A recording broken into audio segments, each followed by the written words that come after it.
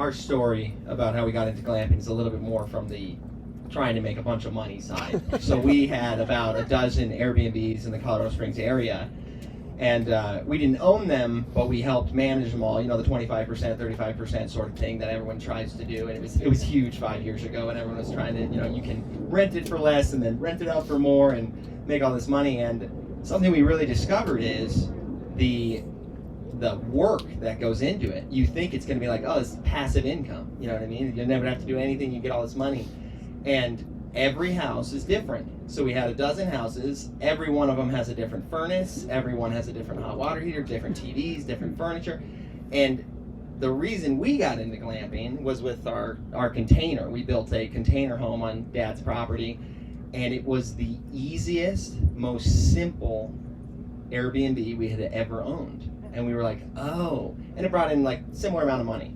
So we were like, why would we be, you know, renting out these massive houses, which people do, and they do fine, but we just felt a relief once we had smaller units that people appreciated sometimes more, and, you know, did fine in the revenue place also.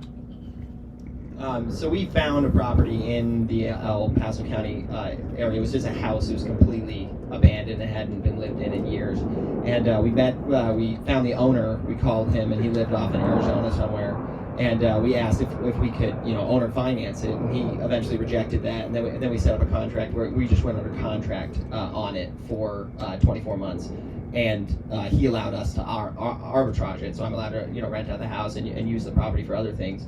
And we set the whole thing up before the county thing happened before the Yellow Jackets showed up at your property. And so those ones are still running fine, and they're just kind of off the radar. And here in the next few months, we're going to be hopefully pursuing that same permit.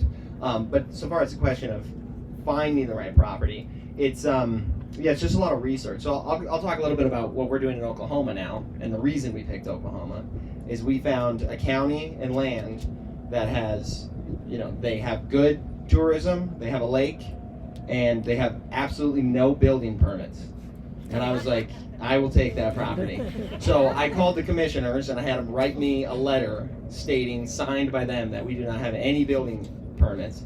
And then the state still requires, and it's all 50 states I believe, still requires you have a wastewater permit. So all the wastewater has to go somewhere, and no matter where you are in the United States, that permit still has to be pulled with your state.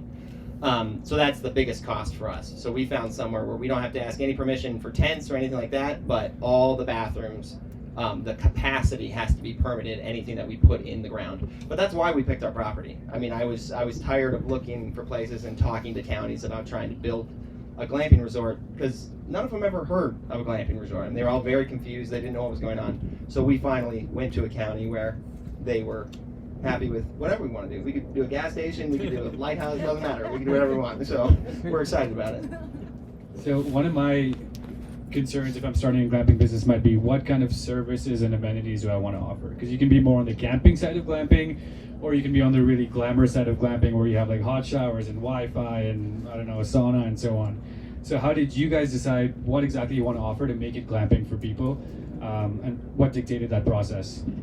We should let the girls talk a little bit. Girls want to talk about that? You're the designer of the team. That is. You're the designer of the team. Talk about the design. This is fun. I guess it's kind of like whatever you feel like doing.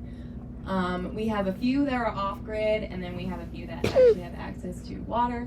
And our tiny homes that we do, those have bathrooms and everything. But the tents, we'll build I know you guys have built out, they're basically like privacy tent type things. And they're really easy to set up. So you just stick them, I don't know, a few feet away from your tent that you already have up.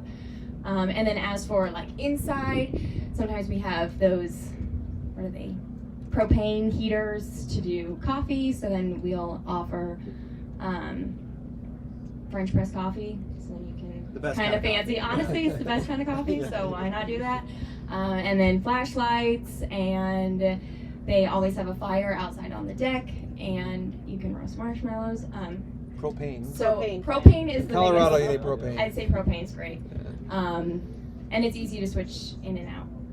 And then as for how fancy you want the inside to be, we've put platform beds in there. Sometimes, I mean, some people just do air mattresses, but those can pop easily. So I just say, go to Walmart and get yourself a mattress, and they're cheap there. Get yourself a platform bed. We've built some of our platforms, and then you can just go to, you know, Goodwill and get yourself a queen size bed. And yeah, we usually use Walmart for our furnishing. Yeah. I'm gonna just say that right off the bat. It is the cheapest and durable. So I've definitely furnished most of them, and yeah, whatever you can do to make cleaning process easy, I'd say go with that, because that's big. The funny story about the mattresses is Walmart finally came out with like a reliable, comfortable one that you can transport in like a Prius, because it's all rolled up and nice and solid. So it's about $250 for the queen size. It just saves you so much money and so much headache. And if someone ends up ruining it, you know, it doesn't break the bank. So. Yeah.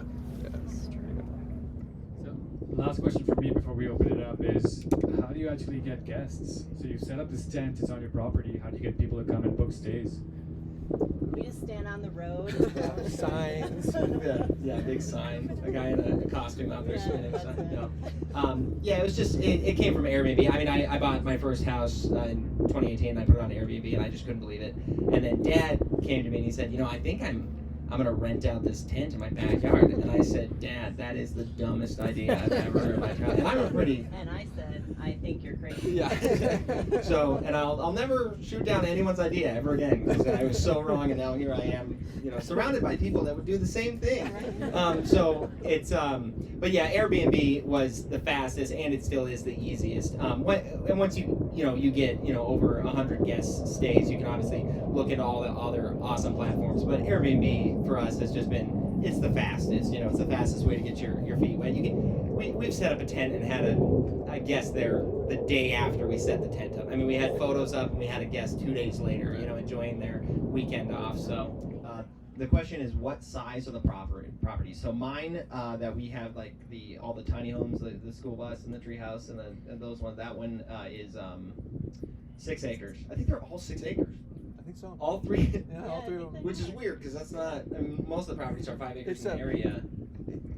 They're rural residential 5, so in our area of the county, there's a lot of 5-acre lots, and then they vary, but they don't go under 5 acres is for that zoning.